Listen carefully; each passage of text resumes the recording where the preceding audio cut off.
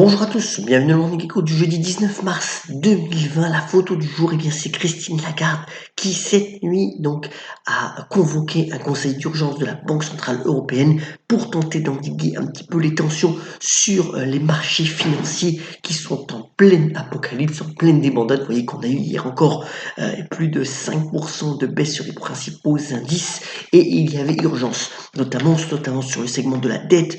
Vous voyez que les taux italiens étaient en train de s'envoler, c'est la courbe blanche ici, le spread, c'est-à-dire l'écart par rapport au taux allemand notamment, était de plus en plus fort. Voilà, la Banque Centrale Européenne va lancer un nouveau programme de quantitative easing, d'aide à la liquidité pour 750 milliards d'euros et évitant tout risque de faillite d'un État dans ce contexte où bien entendu les effets du coronavirus, on va y revenir, sont de plus en plus palpables. Vous voyez que l'euro n'a pas eu de gros changements au niveau de sa variation. On est toujours à 1,09 $ pour 1 euro. Alors il avait connu un pic récemment. Il est bien revenu, mais il reste stable. On verra si ces annonces peuvent un peu endiguer les tensions actuelles, mais vous voyez, normalement on dit que sur le marché financier quand ça monte c'est bon signe, mais là c'est pas bon signe. À gauche on a l'écart là aussi de rendement sur les obligations en risque, notamment là en Asie. Vous voyez qu'on demande de plus en plus de rémunération pour conserver ou pour acheter ces obligations. Et puis le VIX, l'indice de la volatilité sur le marché américain, sur le SP500, qui atteint des niveaux jamais connus depuis au moins la crise financière de 2008, voire on l'a dépassé, dans un contexte où c'est la liquidité qui prime et le marché d'actions joue à plein dedans, c'est-à-dire que les investisseurs, les fonds vendent absolument les actions pour retrouver une liquidité parce que le marché des actions c'est un marché liquide. Donc on est toujours dans ce paradigme assez délicat où on a à la fois tension sur les dettes, tension sur le marché obligataire, mais aussi vente précipitée et sans discrimination de tout le marché action. Dans un contexte aussi où le pétrole ne nous aide pas puisque il a encore baissé hier fortement, vous voyez qu'on est passé d'un niveau globalement de 50 $ à 21-22 $, même s'il y a une légère reprise ce matin et ça affecte tous les grands groupes pétroliers. Rendez-vous compte aujourd'hui, Total qui est notre fleuron national, s'il maintient son dividende et selon toutes les tendances il devrait le faire, offre un rendement sur ce dividende, c'est un des critères d'achat d'action de plus de 12%, mais rien n'y fait. Vous voyez que l'action a largement baissé hier de plus de 13%. Alors est-ce que toutes ces mesures à la fois fiscales, plus de 1900 milliards de dollars entre les différents gouvernements, mais aussi monétaires entre les différentes banques centrales qui s'y mettent, vont permettre d'un peu arrêter les tensions tant sur les marchés boursiers qu'obligataires? Les prochaines heures le diront, mais ce matin c'est encore plutôt à la baisse que les marchés s'orientent. Tout ceci dans un contexte, alors le point le plus important, vous voyez, alors la mauvaise nouvelle entre guillemets, c'est qu'il y a plus de cas aujourd'hui en Europe que en Chine.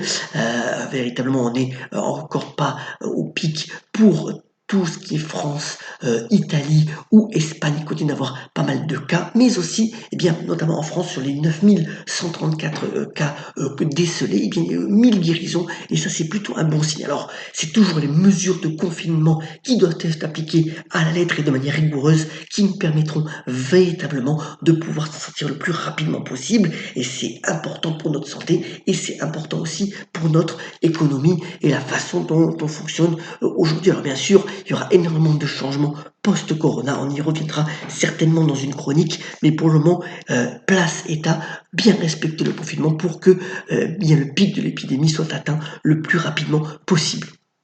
Dans ce contexte, vous voyez que même les candidats à l'investiture démocrate jouent des coudes, notamment Joe Biden qui devrait, selon toute vraisemblance, affronter Donald Trump puisqu'il a encore remporté 3 États aujourd'hui. Et puis, notons que Netflix, dans ce contexte boursier extrêmement délicat, tire son épingle du jeu. Apparemment, de nombreux abonnés rejoignent la plateforme. Vous voyez que l'action n'a baissé que de 2% depuis le début de l'année. C'est assez remarquable pour le souligner.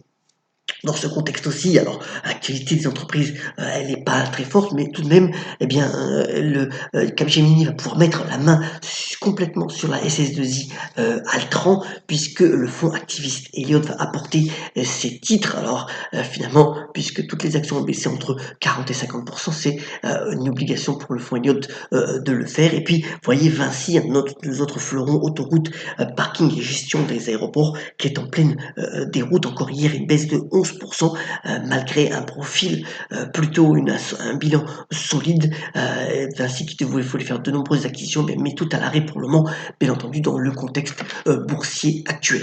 Alors, pour se divertir, puisqu'on est un peu tous confinés, notez d'abord que le film, un petit peu précurseur Contagion, qui n'avait pas connu un gros succès au niveau des salles, eh bien, est en tête des plateformes de téléchargement de films, notamment avec Matt Damon, donc sur une épidémie, film assez précurseur en effet, donc si vous voulez le voir. Et puis, pour les nostalgiques ou ceux qui veulent revoir des fleurons de notre cinéma et de documentaire, eh bien, Lina donc lance Madeleine, une plateforme de streaming où il y aura 13 000 documents et films qui y seront proposés et gratuitement pour 3 mois. Donc voilà, si vous voulez aussi vous y intéresser, c'est un bon moyen de passer son temps et éventuellement en famille, car il y a beaucoup de documentaires extrêmement intéressants, notamment musicaux.